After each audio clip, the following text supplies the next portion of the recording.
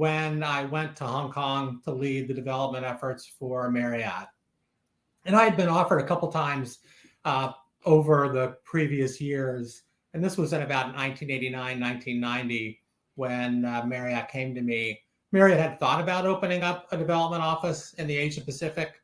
At the time, they didn't have one. There was one hotel in Hong Kong that was open.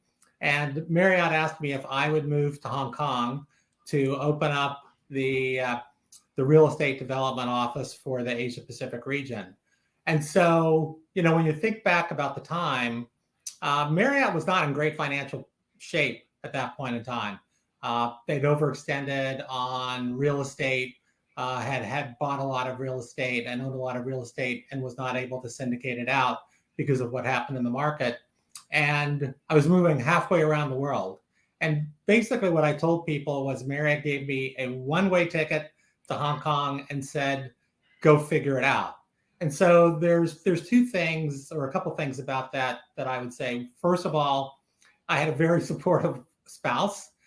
We had a 3-year-old child at the time, and Maggie was pregnant, but she had grown up in a military family, and so she was used to moving. So the fact that I came home one day and said, hey, what would you think about moving to Hong Kong, didn't really faze her. And so that was really helpful. And then the other thing was I had to really think about kind of what I was going to do. I mean, there was no team over there. There was no pipeline starting from scratch, but I saw it as a real opportunity to distinguish myself, but also learn about a part of the world that I'd had a little bit of exposure to, but not a lot of.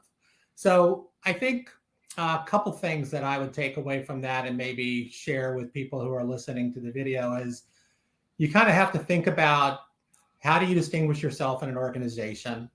There's not many chances in today's world where you have the chance to be the first person to do something and to have the backing of an organization, but at the same time be the first person out there to do it.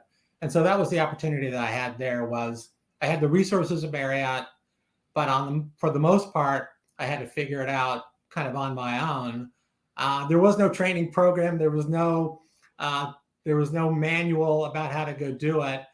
So there was a strategic part of it that I had to do too.